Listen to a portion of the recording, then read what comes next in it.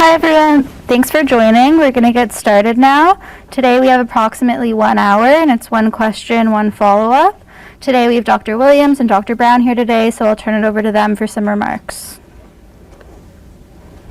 So, yes, good afternoon, and I know you had the briefing yesterday with Dr. Yaffe and Dr. Heyer, and they talked about some of the sobering numbers that were seen, and these are concerning numbers.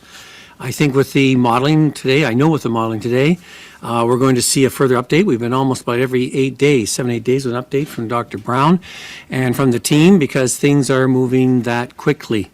And I think that's a very important issue. We've been trying to raise this to your attention, that we are in very challenging and very concerning, worrisome times. They used the words yesterday, dire and scary. I would agree. And so with that, I'm going to first hand things over to Dr. Brown to take us through the updated numbers of where we are, and I think you will find them as daunting as others have seen them thus far, and I thank them for their ongoing work and for updating us accordingly. So Dr. Brown, over to you. Thank you, Dr. Williams. So every second week, we share with you data that describes our progress against the pandemic. We present models that try to anticipate the likely course of the pandemic, and we try to paint a more complete picture of the pandemic's impact. Its destructive impact on our health system, the threat it presents to mental health, and the importance of schooling, even during the pandemic, for children and families. This week, we will focus solely on our progress against the pandemic, and our progress is both frustrating and frightening. I believe we are all feeling something similar right now.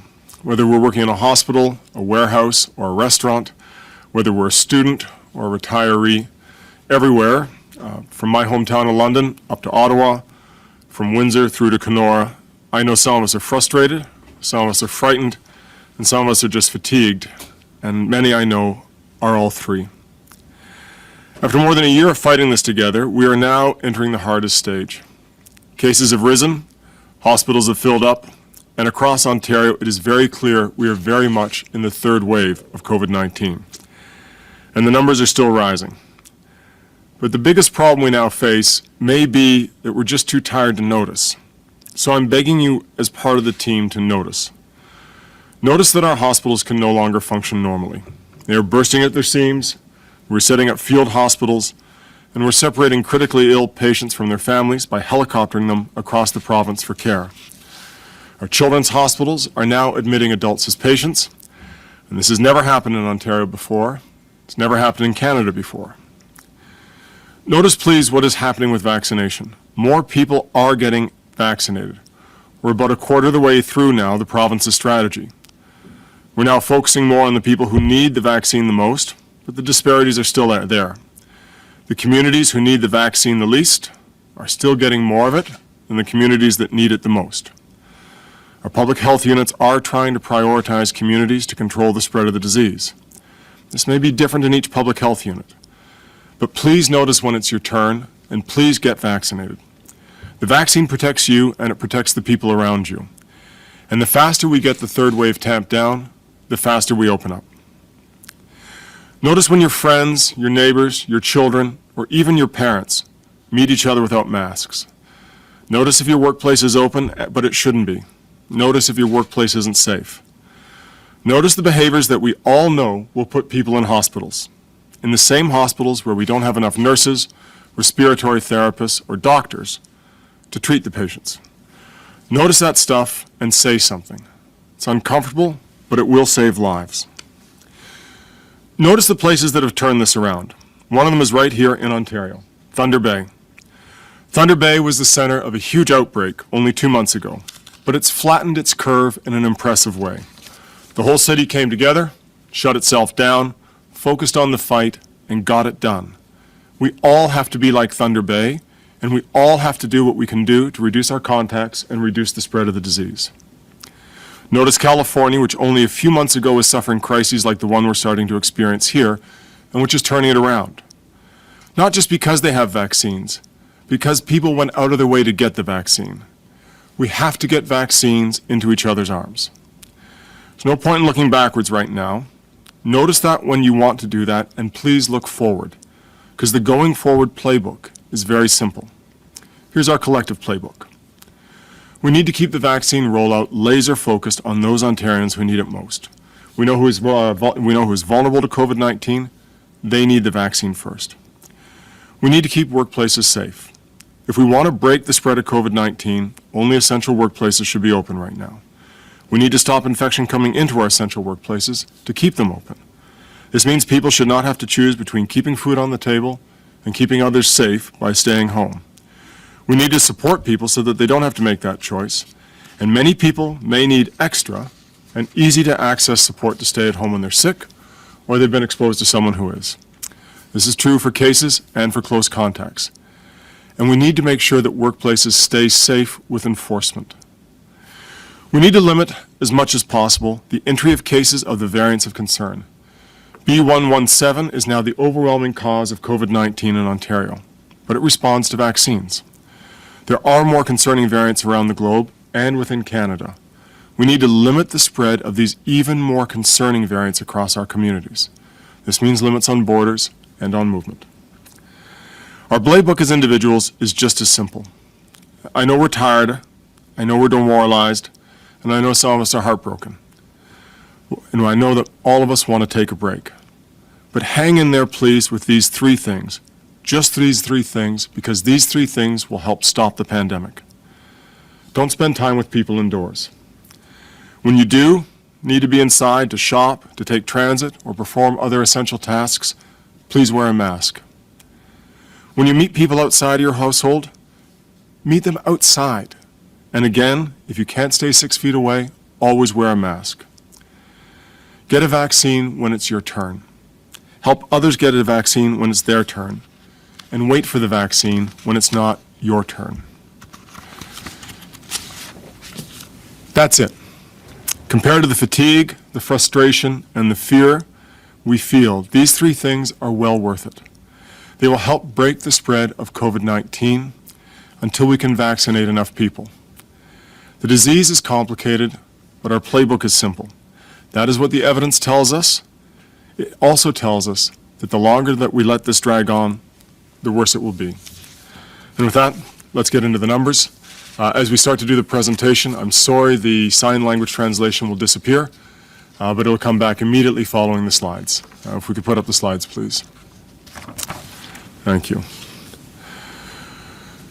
Let me start, as we usually do, with the key findings.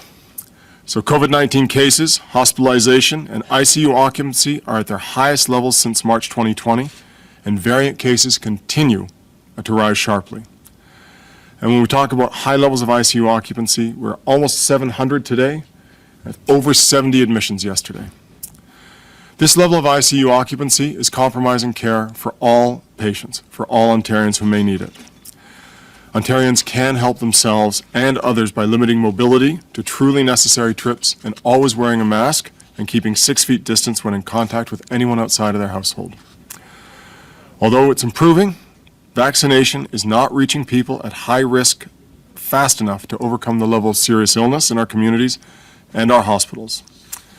And without stronger system-level measures and immediate support for essential workers and high-risk communities, high case rates will persist into the summer and perhaps through it. Let's turn to the first chart, which shows the rate of growth of cases across public health units in Ontario. You can see in virtually all of our public health units now, there has been substantial growth in the number of cases over the last 2 weeks. You can see that it has come down in a small number of public health units. This is largely due to strong public health measures being in place. And you can see as well here, I hope, that many of these increases over just 2 weeks are doubling of case rates. Test positivity rates are also increasing across Ontario. You can see here that the test positivity rate when we calculated it earlier this week was 8% for the entire province. Both the case rate and the test positivity rate are above the level that we used to call red or control, which gives us a sense of where we are as a province, that most of our communities are now in that level that we would be instituting very significant restrictions. And continuing, Ontario testing rates are flat. The increases in cases is because there are more cases, not more tests being done. When we see a stable level of testing an increase in cases, and an increase in positivity. This tells us that this is a real increase in cases, and in this case, a substantial and sharp, essentially exponential growth in cases that we see in the province. Now, throughout the pandemic, we've talked a lot about the reproduction number. This is really a reflection of how many people are infected by every person who has a case. The higher the reproduction number, the more people who are infected. We've talked about the greater transmissibility of the new variants of concern, the variants that were originally discovered in the United Kingdom, in Brazil, or in South Africa, and we've known that these were more transmissible. As you can see here, the reproduction rate for the variants of concern, which is in the left-hand panel in the orange chart, is well above 1. That's a sign of exponential growth. That means that cases are going to continue to grow substantially and rapidly for a while. But what's important is to note the right-hand side as well. The right-hand side in blue is the reproduction number for the earlier strains, for the wild-type variants, for the ones that were first identified in Wuhan in China. And you can see here that this reproduction number is also now over 1. So we're seeing a growth in the variants of concern that is dramatic and sharp. We're also now seeing growth in the earlier variants, which means that we are not really at the point yet of controlling the disease through the public health measures. Continuing on, this chart shows you the growth in hospitalization since the beginning of September last year and the growth in ICU occupancy. If you look over at the far left-hand side of the chart, you'll see that hospitalizations and ICU occupancy were very low in that lull period during the summer. This is a function of people completing their care, of people dying, of a variety of issues, but really we're able to empty out our intensive care units after the first wave. You can see in the second wave, the wave that really builds throughout November and December of last year and into the big bit of January, you can see that dramatic growth in hospitalizations that is accompanied a little bit later by a growth in ICU occupancy. But what's different now about the second wave, or what's different now about the third wave compared to the second wave, is that our ICUs, our intensive care units, never had the chance to empty out again. And so as we hit this third wave, as ICU occupancy rises, and remember the new variants of concern are not only more transmissible, they're also more dangerous. They are more likely to result in hospitalization. They are more likely to result in intensive care unit admission, and they are more likely to result in death. We're now filling up our intensive care units on top of what was still there following the second wave. And this is one of the reasons that we are in such jeopardy with our intensive care units. Let me turn now to the modeling, the projections of where we're going to be in the next little while with the pandemic. Once again, this is not one model that we're running here. This is 4 groups of scientists running different models with many, many scenarios. What we've tried to do here is consider what our likely trajectory would have been about 2 or 3 weeks ago, before the start of the public health measures. That's the red line. The yellow line here gives us a sense of where we would be with our current, or the ones that were announced most recently in terms of public health measures. That's kind of the moderate or the midline case. And then also what we would look like with stronger public health measures, perhaps more similar to the level of reduction in mobility that we saw at the beginning of the pandemic in April last year. And that's the green line. And you can see here as well a couple of other assumptions and variables that we've tried to deal with.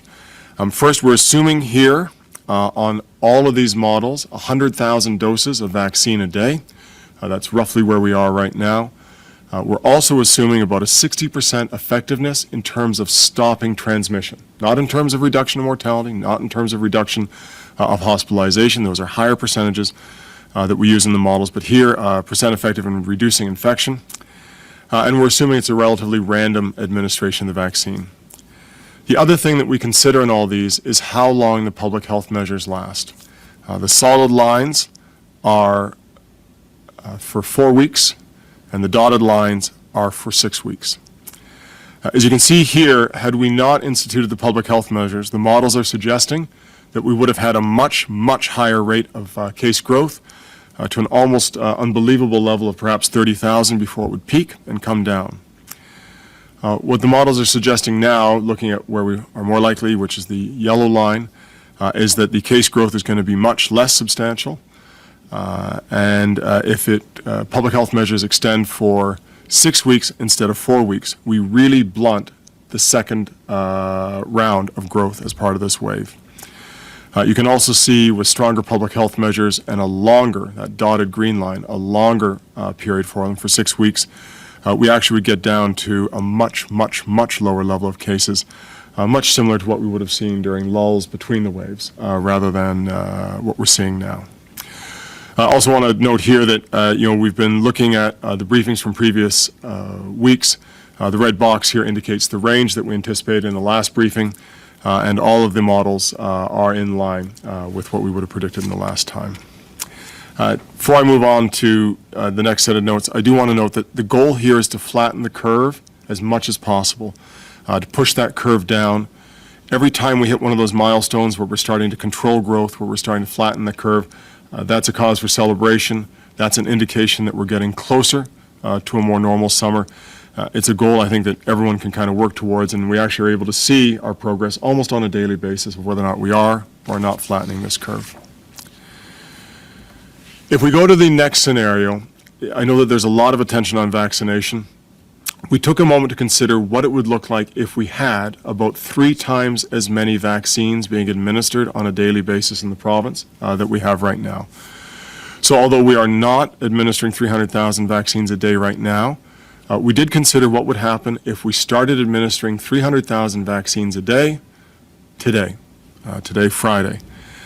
You can see, I think, a couple of interesting things here. Even under the weak scenario, that earlier scenario that we're no longer on that trajectory, that red scenario, it brings the peak down, it shifts the peak to slightly earlier, and it brings down overall the total number of cases. If you look then at that top yellow line, that top dotted yellow line, that's the moderate public health measures. That's where we think we're at right now in terms of the effectiveness of our current bundle of measures. That top line is a 6-week imposition of those measures. If we had 300,000 vaccines a day, starting today, you'd see that line drop further, and you'd see a lower peak and an earlier peak. And it keeps on coming down quite nicely. And if you look at green, which is the stronger set of public health measures, again, with the assumption that we did have 300,000 vaccines, which we don't have right now a day to administer, that peak is earlier, lower, and the whole curve gets lower. So public health measures make a significant difference and have already made a significant difference in what we would see in this pandemic. Longer public health measures help really tamp down that curve and make sure that we get the cases under control. And more vaccines, if possible, actually add significantly to both the help significantly with the duration of this wave and the overall trajectory in the long run. Let me talk about what these different models now go back. I think we've lost our slides. If we can, thank you. Let's go back now to the ICU projections. So here again, we're assuming 100,000 doses of vaccine a day. We're assuming that patients are following normal protocols and entering intensive care units when they need the care. We're at about 690 patients in ICUs today. We had about 74 admissions to ICU yesterday. You can see that we're really growing at a very steep pace right here, right now with our intensive care unit occupancy, and we're starting to get to that very sharp part of the curve where growth is significant. Under any of the scenarios, I want to point out right now, under any of the scenarios, growth keeps on for the next 2 weeks. Whatever we have right now in terms of cases is really baked in terms of what happens to our intensive care units over the next 2 weeks. But you can see, if you look at the insert, that stronger and longer public health measures do help push down the overall target that we could hit. But over the next 2 weeks, it's likely that we will exceed 800 patients in intensive care units. That is well above the old threshold that we discussed of about 300. We are on track over the next 2 or 3 weeks to actually hit almost 1,000 patients in intensive care units. And unless we're able to break that, we could actually see higher and higher levels. Now, it's not clear that all those patients would ever be able to enter an intensive care unit bed. Even with the heroic efforts going on across the province to increase capacity right now, there may just not be the ability to put them into these types of beds. And not only that, there may not be the ability to put other types of patients into beds who require intensive care. So we are right now at a very significant point of growth in intensive care unit occupancy. Let me talk now a little bit about what's driving this growth in intensive care unit occupancy, what's driving the growth in cases, what's driving the growth in hospitalizations. This slide describes mobility. We'll go through 2 slides on mobility. This is really based on publicly available cell phone data. We're able to understand when people are outside or a good distance away from their home. You can see here that following the public health measures around the winter holiday, you can see there's a substantial drop in mobility and it stays low for a while. This is really the result of first, people staying home around the holidays, but as importantly, the public health measures, and although they persisted for a while and were frustrating and challenging, you can see that they helped tamp down the level of mobility substantially and really brought it below a mobility threshold, that dotted line there, which is necessary to prevent spread of the pandemic. You can see, though, as public health measures have relaxed, that mobility has increased again substantially, and anyone who is looking at one of our major streets here in Toronto or commuting back and forth from work on one of our major highways is probably able to see that increase in mobility very easily. And although it is starting to come down now with the new public health measures, you can see that curve coming down on the far right-hand side. It's not down far enough to control the spread of the pandemic. On this next slide, you can see we've decomposed some of this change in mobility to look at places where people are often indoors, workplaces, retail and recreation, and transit. And you can see basically the same pattern again repeated. A drop around the holidays, followed by an increase, and then eventually an increase above a level that's really necessary to sustain control of the pandemic. And then just the start now as well of it coming back down, which hopefully indicates that the public health measures are starting to work.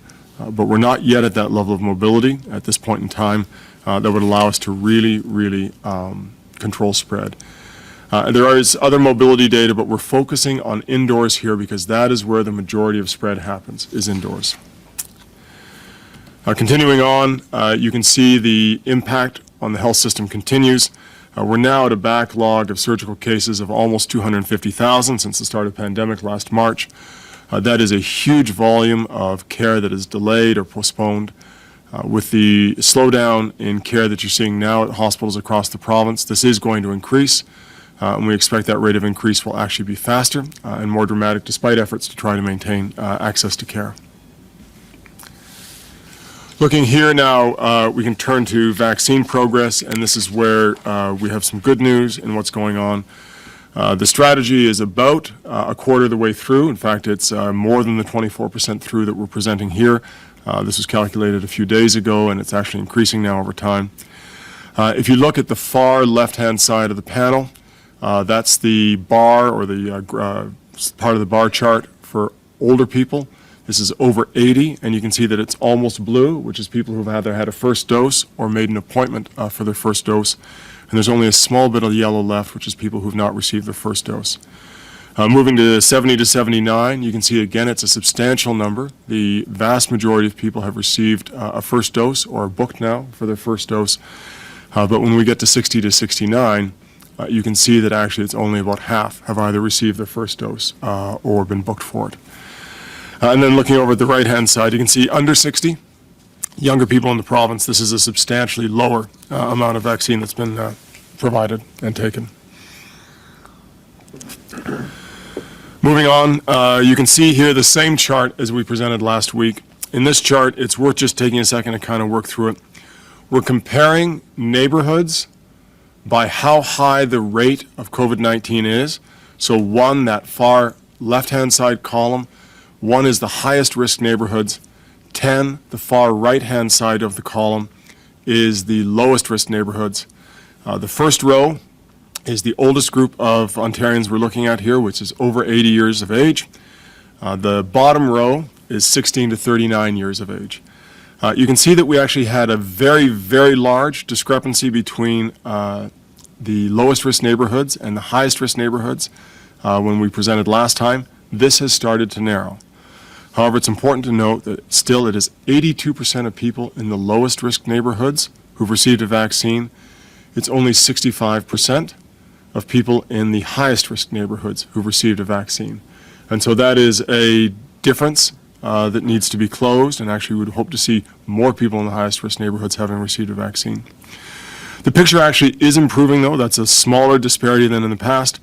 And as we start to move down into younger age groups, you start to see the type of difference that we'd like to see. Say, for instance, in the age group of 70 to 74 years of age, 57% of people in the highest risk neighborhoods have received the vaccine. 39% of people in the lowest risk neighborhood have started to have received the vaccine. And so that's the sort of difference that we want, that will really help control the spread of the virus in the highest risk neighborhoods. That picture continues on for a while through some of the middle age groups, but you can see as we get into younger age groups again, that disparity emerges again.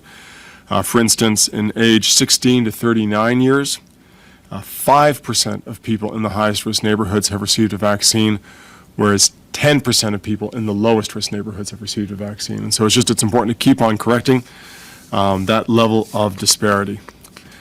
Now, moving on to our last slide of results. If we took about half of our vaccine and we focused it into these highest risk neighborhoods, it pays a substantial dividend in terms of control over the pandemic. And so we're considering here a vaccination strategy that is at about our current level, at about 100,000 vaccinations a day. We're thinking about putting about 50% of vaccines into the 20% highest risk neighborhoods. And you can see that it actually provides a substantial improvement in control over cases compared to allocation of vaccines based on age and population size alone.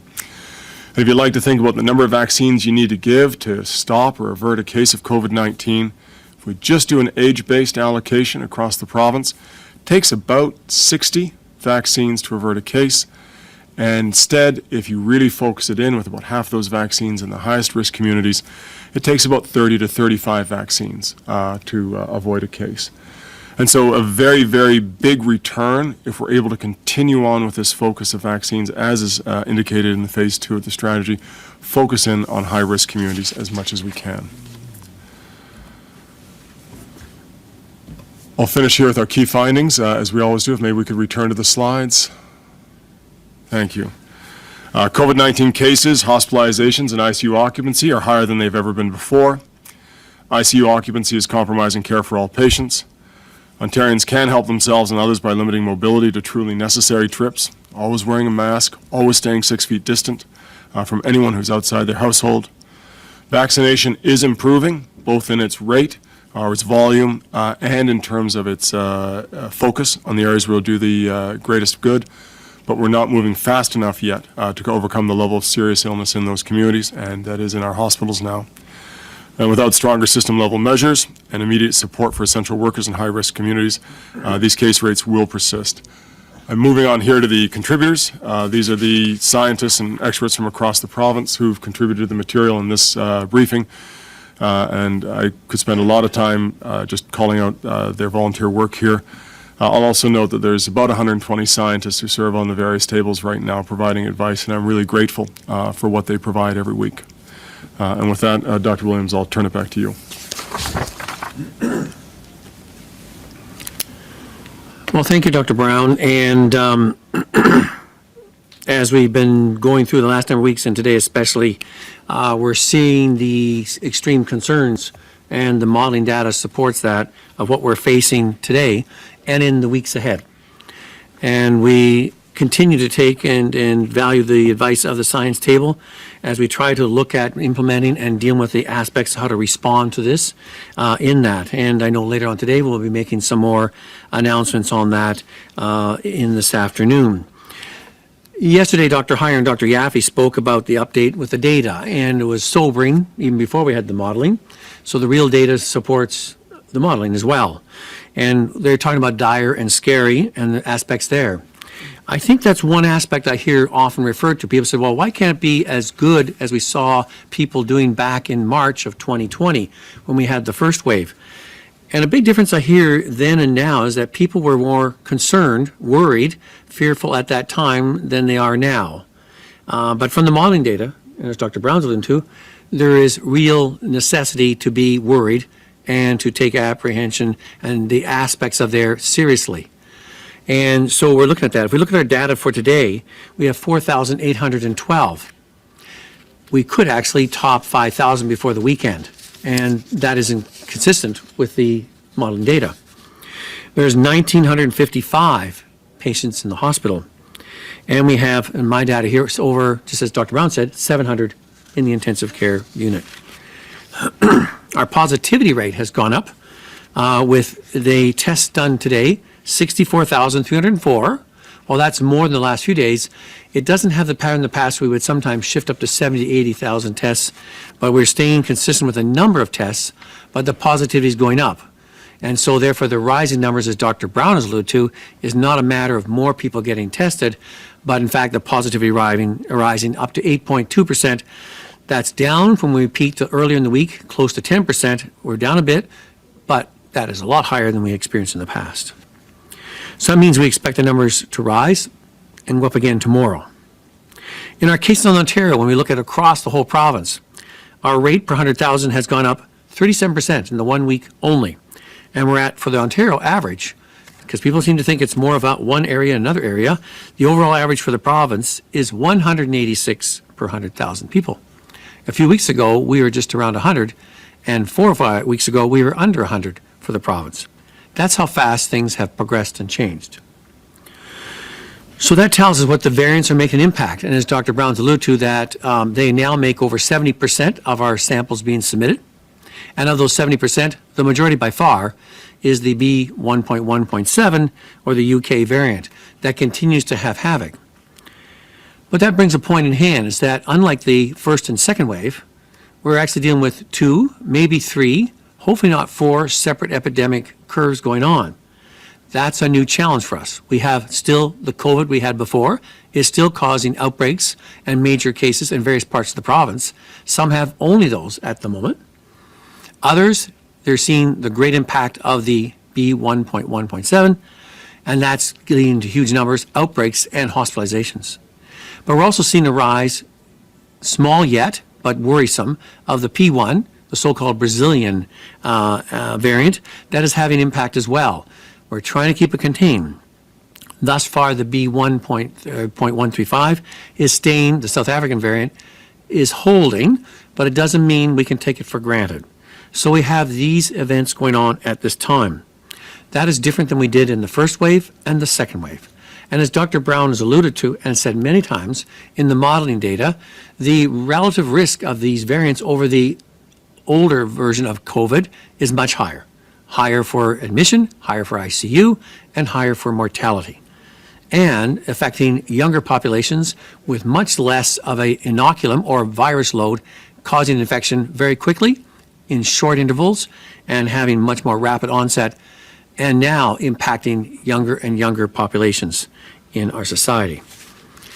So it means everyone has to take really strict adherence to the measures. One of the things that Dr. Brown's alluded to in his charts there, he talked about mild, moderate, and strong public health measures. And those are very critical. All along, we put public health measures in place, and there's 2 things, and we've asked that, what's the difference between those? Some are ones that only do a little bit and ask for more and ask for more. That's one metric of mild, moderate, and strong. But the other aspect is, what is the adherence to those measures? If people don't, it's a mild one. Even no matter how strong you make it sound, people don't listen. If you do moderate, a good amount are. If you do strong, everyone does. So it has to be both sides here. We both have to do our part on this one here. And the other epidemic I'm talking about and I'm seeing over the last while is that as we've done and we've had ability to keep our deaths down and to keep our cases down thus far, there's been a sense among the public that this pandemic really is not such a big deal. Nothing could be further from the truth. And sometimes people say the measures that we have to do for strong control are more bothersome to me than the fear or concern of getting COVID. You may have felt that from the first or second wave. You should not feel that way with the third wave. And you really have to take this seriously now. So we need to turn that back for those that are saying, I'm going to do my own assessment and decide what I want to do and don't want to do. I really can't emphasize more strongly right now, do not do that. Stick to the measures because you really can't assess your risk situation in your behavior unless you follow the public health measures, as the science table and Dr. Brown and our public health measures table continue to emphasize. So we have to do that. So that's that aspect around two things. One, sticking to the measures, the masking, the distancing. Listening to our new directions on how we're going to ask you to be very strict on this. We're trying to do our part to make sure those are strong. We need you to do your part to make sure they're strong. And then the other aspect is your mobility. If you don't need to go out, don't go out. If you don't need to go wandering around, don't go around. Because you not only risk getting exposed, if you might have been exposed, you risk to bring to other areas that haven't got the same impact. So you have to be considerate of one another. Encourage one another. Maybe not wearing the mask. To say, and politely, you need to wear that mask properly. In a household, you really can't come in the house. I'm sorry, not at this time. So we want to do it in a way that we respect each other because this is a community-wide response. The other part, as mentioned by Dr. Brown, is the vaccination. And the vaccination, our challenges, we would like to have a lot more vaccine than we've got. If we had as much vaccine as we have, we could be doing well over 500,000 doses a day. But that's not the reality right now. And we would have liked to have it higher all along. We're trying our best, along with our federal counterparts, to get that up. But when you wait your turn and you get in the line to do that because we want to make sure everybody gets done in the right way. We want to do our high-risk people first. And in some of our high-risk areas and neighborhoods, we need a community interest in that. There are people in there that are not sure where to go. They're not sure how to get it sometimes. Sometimes it's technology. And sometimes there is some apprehension. There may be some language issues. There may be some cultural issues. And we're saying as a community in that area, when we identify as a high-risk area, do your part as a community member. Encourage your fellow community members. Go out and get vaccinated. We will help you to get vaccinated. We will take you to the place to get vaccinated. We will help you to register on the online COVAX system. Because there's lots of younger people out there that say, it may seem hard to you, but I can get you registered. I know how to do it. And if there's problems and issues, we want to know how to solve that. So that's a community response at the same time to make them strong. So we need to be strong in our measures we're asking. We need to be strong on how we are seeking to enforce them. We need to be strong on how we as individuals are adhering to those measures, encouraging each other with kindness and respect to adhere to those. And we need to be strong on our vaccination to make sure that we're encouraging ourselves individually and as a community to put those aspects in place. So by doing that really stringently over the next number of weeks, as the data has shown, and we've seen that the science table has adjusted as they've seen the changes in the agents, that means the viruses, the changes that we talk about in the people, in their immunity and vaccination impacts, and the changes in the environment around how people are acting and behaving in the more milder and warmer weather in that. And they keep modifying those and advising us how we're doing and how we need to move more stringently in this area or that area in our part to bring it down. But that's also advising you, as of today, what you need to do, each of us, individually and personally, because we can do this. We've did it before and we can do it again. We need to do it for many reasons. One, we've now had to close our schools. We did not want to do that. We don't want them closed. And that's having huge impacts on our children. We want them open if we can. But we said if they go up too high, as they did, they start to threaten the schools. The schools were not a source, but we had to close with much anguish. And now we've had to cancel, for most of the province, elective surgery. We really didn't want to do that. But we have to do that. And as Dr. Brown said, if you keep going, even getting access into ICUs and that will be challenging. So it's not just because of what you do personally, it's how you affect the whole of our community and about our provincial response. Again, I am very hopeful, and I know that our Ontarians, for the most part, a lot of them are doing what they need to do, but there's more and more people are sort of saying, I think I can work around this and just play it by ear. A bad decision. And you need to be very careful in the next number of weeks especially. And I know if you do that, we all work together to that, with mobility, sticking to public health measures, and getting vaccinated, we'll bend the curve on this one. And I think we can do all those things to get our hospitals back down, to give relief to the hardworking hospital staff that are there, to give relief to getting our children back into schools, and all those things to getting back potentially. I know you've given some dire projections about the summer, We still have some hope to get there, but that means everyone's going to have to do their part really well, really consistently, and very steadfastly over the next number of weeks especially. So thank you for what you're going to do, and we'll continue to do our part. And with that, I'm going to hand over to the media for questions. We'll go to the phone lines. Just a reminder, one question, one follow-up. Over to the first question, please. Antonella Artuso, Toronto Sun. Hello, doctors. Thank you. If we hit 10,000 cases a day, a not unlikely scenario in May or June under your modeling, what does our hospital situation look like? At what point does the triage framework truly kick in? So thank you. And we are trying to work as quickly as we can, a large sector, and with the Ontario Health and with our health partners throughout to try and increase our capacity. So when you're getting up to 10,000 cases a day, and we're working at now, what is the hospitalization rate in there? It's fairly, it's higher than it was. We were looking at 6% before. With the variants of concern, that's higher now. And that means if you do some arithmetic, those numbers start to exceed. So we need to be looking at capacity. We have our different areas we're working stringently at. Not only just beds, the key thing is human health resources. We need the staff to man those. And that's a major aspect there. So we have to look at all components to handle that. So I don't want to get to 10,000. I like the way those curves say we can bend it down. So in that way, as a real dire warning, we need to get that number bending and to bring it back down as soon as we can, because it will have implications. Do we want to put a triage system in place? No one wants to put a triage system in place.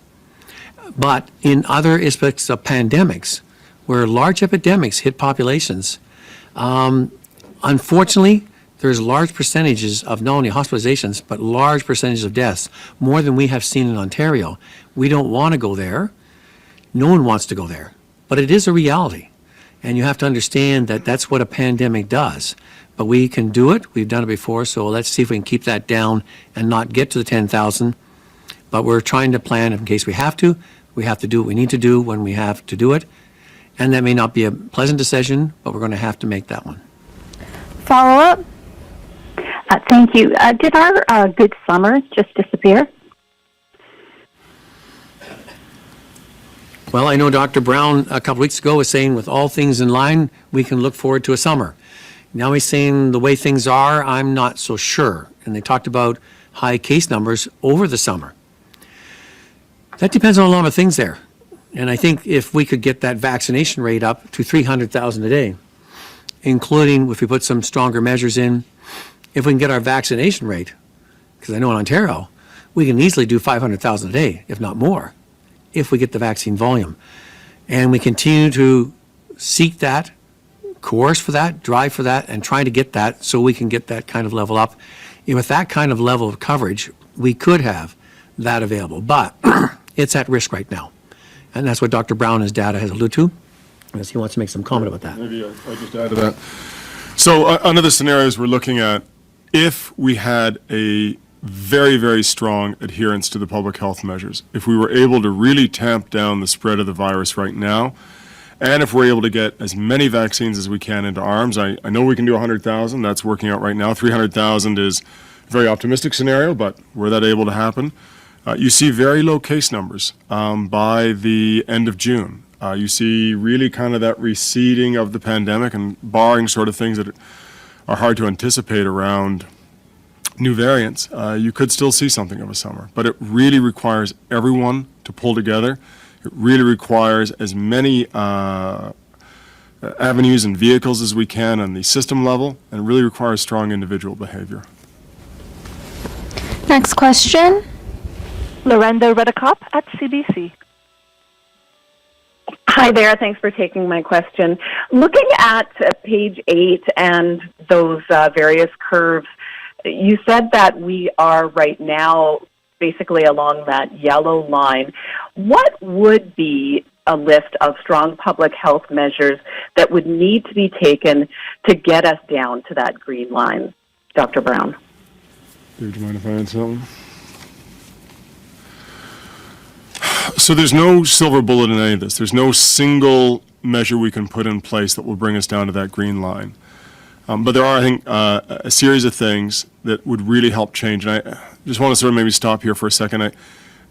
I think we all sort of hope that there was some magic combination of the minimum number of things we could do. The science isn't there, but what we do know looking at other jurisdictions, what we do know looking at our own experience here in Ontario, is that when we really put a lot of effort into this, when we really try to focus on this, we can bring the numbers down substantially. And so the first thing is doubling down that vaccination into the highest risk communities. That's where the most cases are right now. And it's because of the risk of exposure, because the people in those communities are essential workers. They can't work from home. Because the people in those communities don't have appropriate housing. They're crowded together. They can't isolate. Because they've got multi-generational households. And so it's just through no fault of those individuals, the risk of exposure is highest, and that's where you want to put the vaccines to help break that chain of transmission. So doubling down on that is really important. At the same time, more vaccination is really helpful. Second, we really need to make sure that workplaces are safe. There are going to have to be workplaces that are open. That's a primary area where spread will happen. So first, making sure that the list of what has to be open is as small as possible. Second, making sure that there's enforcement of safe workplace activities, that there's actually sort of observation to make sure that people aren't finding themselves in challenging situations that lead to spread. And there is a federal benefit for sick leave, but what we've seen looking, for instance, at the United States is that there's probably more benefit that would be helpful, and making that easier for people to access would be helpful as well, and help really prevent people from having to make a choice between, paying their rent or putting food on the table and going to work. It's a terrible choice for anyone to be facing. Finally, we talked about workplace, talked about vaccination, limiting mobility. You've seen that there's been, Dr. Williams started to talk about this, there's been spikes in other provinces and some of the variants of concern. We're trying to keep those, the P1, B1351 under control here in Ontario. Limiting mobility into the province and limiting mobility around the province. I hate to say it at this point, there's emerging evidence that when you have a series of kind of patchwork rules in different communities, people tend to move, particularly to adjacent communities. We saw that in our own mobility data. When there was things open in one public health unit but closed in another, people moved over. So really limiting mobility within communities as well. So borders, but also within our borders, limiting mobility will help. And finally, Dr. Williams has said this repeatedly, but when we engage in the sort of simple precautions like mask wearing, 6 feet distance, really limiting our trips outside to when we're getting food or other essential goods or for essential tasks, that really helps bring it down when we engage in good hand hygiene and all of these things. So the more that we do that, it's not just about protecting ourselves, it's about protecting the people around you and really helping the whole province get out of this as quickly as possible. I'm sorry that was a long answer. Follow up? Thank you very much. Is this the disaster that you were predicting 2 months ago? And could the government have prevented it if it had followed the modeling that you presented then? The decisions about what government does are well beyond my pay grade in this. We've been anticipating a spike in cases because of the variants of concern. We started to put kind of a little box on our models to sort of show how we're doing now against our predictions. So yes, this is what we were expecting moving forward if we relax public health measures. And yes, the more that you can kind of keep, and as Dr. Williams said, not only public health measures in place, but adherence to the public health measures, the faster it tamps down.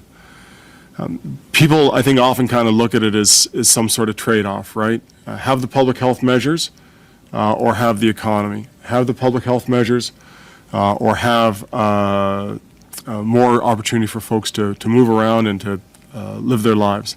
It's not a trade-off. Every jurisdiction has found itself, as cases rise, having to impose stronger measures.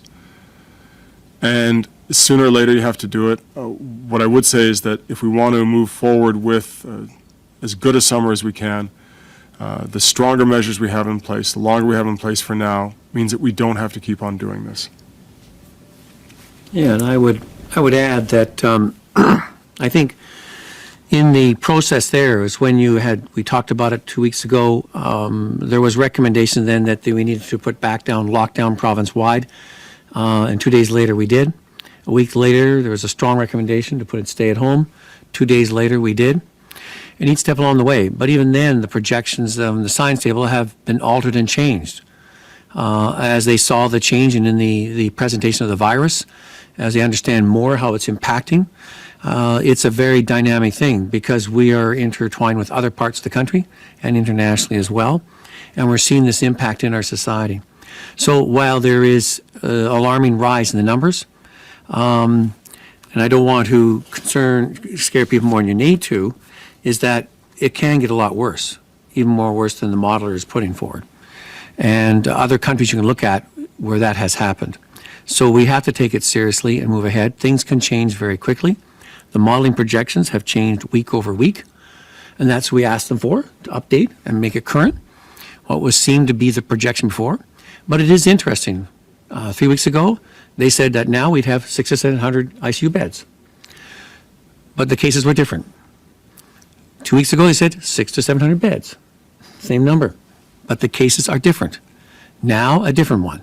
So there's a different movement through, and we're seeing that happening. So we have each time looked at this issue in the face. We're looking at it now, and how do we go at this with the strong measures that we've talked to, and Dr. Brown just went over those again, and we can turn those numbers back down again.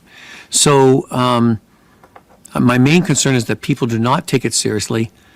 That is a major concern, and that does lead us into a more disastrous situation.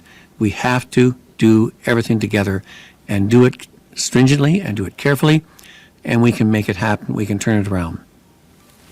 Next question. Jeff Gray, Globe and Mail. Oh, hi, thanks. I wanted to ask just about the ICU projections, which, if I understand Dr. Brown correctly, a real catastrophe is just going to happen no matter what scenario, no matter what color the line is. There isn't another chart there that shows the effect of more vaccinations or more targeted vaccinations. Is there any way to avoid that, the numbers that are in that ICU chart, the 1,500 to 2,000 beds? So in the very short run, the answer is no.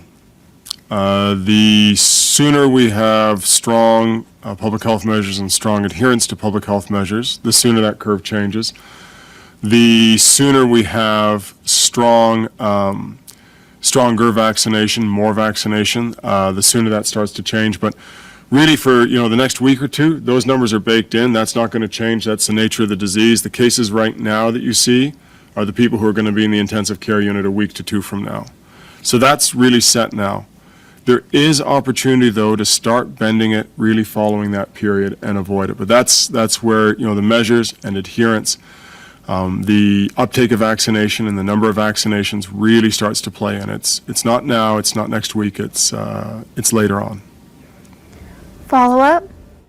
And to follow up, I guess, to Dr. Williams, the obvious question then, and the CDC did get it just a minute ago, but the whole point of public health measures to stop COVID from spreading was to stop the catastrophe from unfolding in hospitals of people being turned away who need life-saving care. It looks like that is an inevitability now. Is that not a failure? Did you not fail to protect the province from this? So unfortunately, the quality of sound is jumbled, so I'm going to try and guess what I heard you ask about, that with the numbers projected with the hospital, the intensive care unit, and with the public health measures, I think you're asking that because it's going to be going up to the numbers projected and it's locked in on this, is that evidence of a failure? And it depends on what you mean as success. And one of the things that's very concerning to me is that there's very much a perception, a lot of people, is that if we are successful, we would have no hospitalizations and no deaths. That's not a pandemic, that's a nundemic. And that's not what we were anticipating. Unfortunately, we were anticipating that, and where our expectation was even higher, much higher than what we have now. We have done various steps along the way to keep bending the curve down in the face of new challenges, both within the changing of the actual virus agent and agents, plural, and with the changing of mobility of people and activity of people and their behavior. So we keep trying to bring that under control and bring it back down again.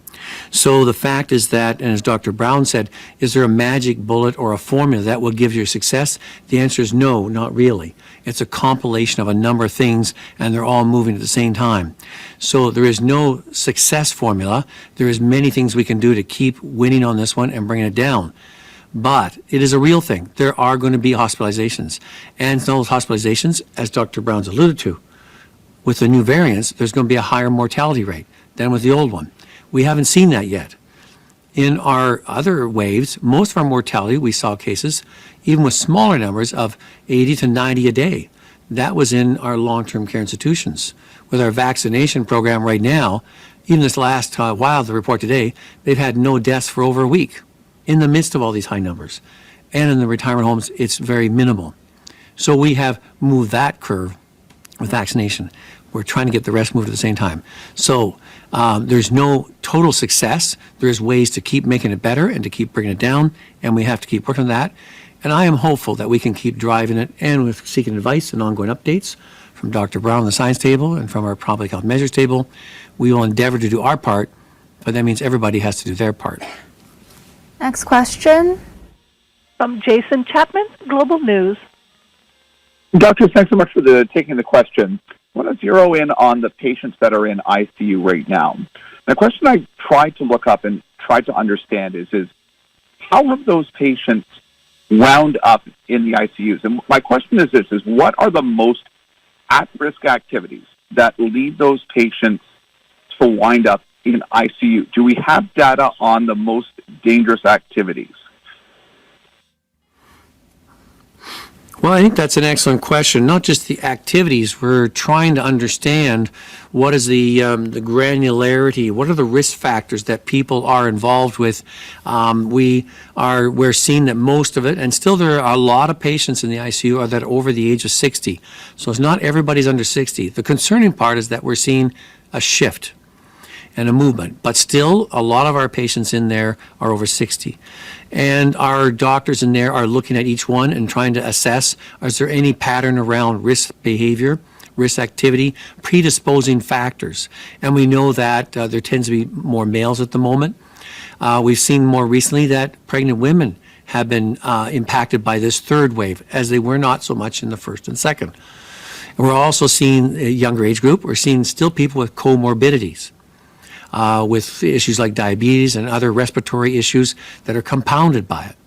So we know those factors. But we're asking now in this third wave, are we seeing some other differences?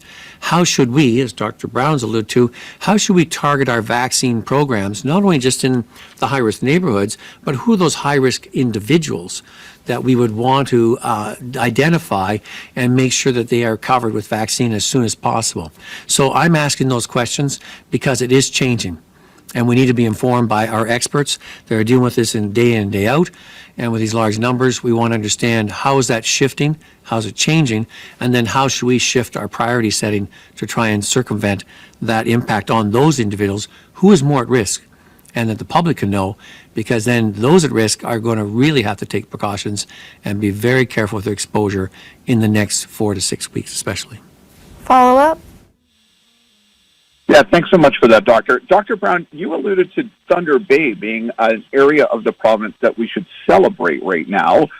They've been able to get high case counts down, and I'm presuming higher hospital rates down as well.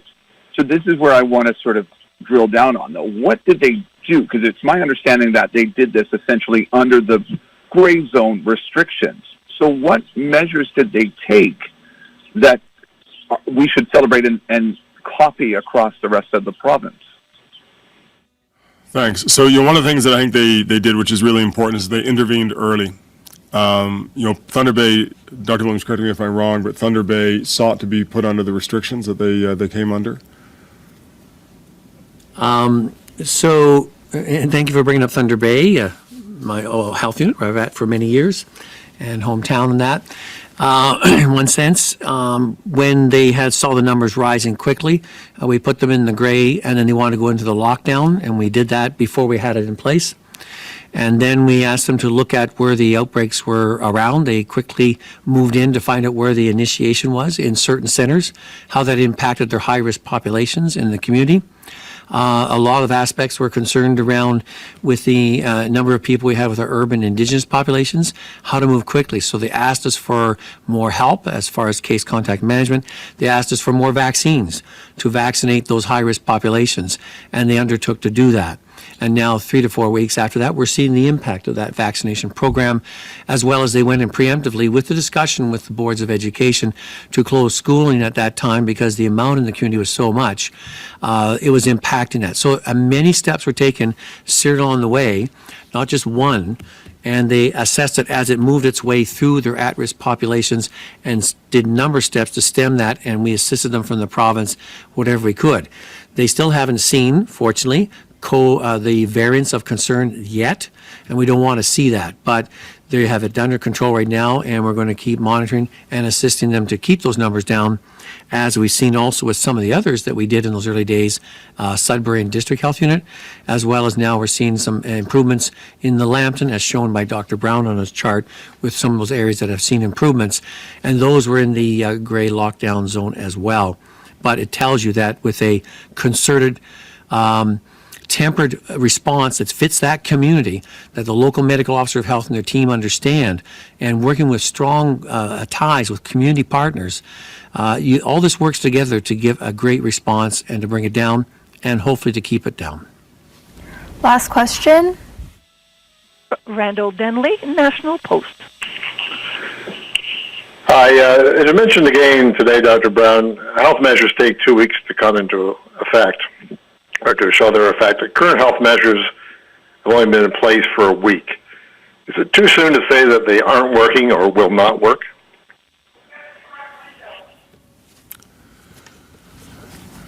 I think the rate of growth at this point is so significant that it would be a hard thing to wait this out and see whether or not they had more effect than they've had so far. We've not seen that precipitous drop in mobility. You can see it coming down, but it has not been as sharp as in previous times. And that mobility is a very strong predictor of cases.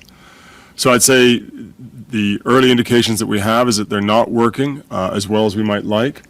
And I think it's a very big bet or big risk to see whether or not they would over time. Follow up, and this is the last question. So you're recommending that there be an increase or a redirection, I think, of vaccine into high-risk areas. Would it also be your recommendation that existing appointments for lower-risk older people be canceled to provide that supply? David, do you want to answer that? So it's a fine balance, and it's made even more complicated with shortage of supply and delays in delivery of vaccine. And that's been perplexing to us and a great challenge to our vaccine task force to try and work this through, because we've got to race against time on two things. One, we know, as I said before, still a number of our people in our intensive care units are over the age of 60. And we still want to make headway. And we've seen improvements in our data and our hospitalization and ICUs around the over 80s. We're seeing some improvement now in our 70 to 79s. Getting there, we're trying to make some inroads on the 60 pluses. At the same time, as Dr. Brown's alluded to, we have our high-risk, so-called hotspots that we need to move on stringently and get in there and try and get that vaccine program carried out. Maybe if I could add to that too. So, right from the start, or almost right from the start, the pandemic has been incredibly inequitable in our province, as it has been virtually everywhere else in the world. What we're dealing with now is we have a tool to help fight the pandemic, which is vaccines. We need to use that tool to really correct that inequity. And, if it came down to a hard decision about where to really put those vaccines to get the impact, by any means necessary, I'd say, because it's really critical to get those vaccines where they're going to have the biggest impact. And I think the point I was trying to make earlier, and this is where it comes into, if there's a high-risk group, even though you say as an X-year-old, I should be next on the list, if there's vaccine diverted to go to that group, I would hope you would have, and say, well, we haven't got much in our area. I can do the things because I have the ability to, either due to my position or influence, affluence, I can keep myself unexposed. There's some people due to essential work stuff or reasons, they're unable to do that. And I would hope you'll be able to say, while I'm disappointed that I can't get something right away, at the same time, I understand why that's necessary there. But because I know I'm going to get mine anyways. And we are trying to get both done at the same time. We'll do that as best we can in there. But it's the same as if there was someone who was in more dire straits, say to get seen in the emergency department, you say, I think they should go first. Even though I would like to get seen on my issue, I think they're in more dire straits. So we want that. That's that Ontario civic responsibility type response. We need that right now more than ever. We don't need to be judgmental of each other. We need to be more understanding and trying to see the best, because we're in this together. And together, we can solve it. Thanks, everyone.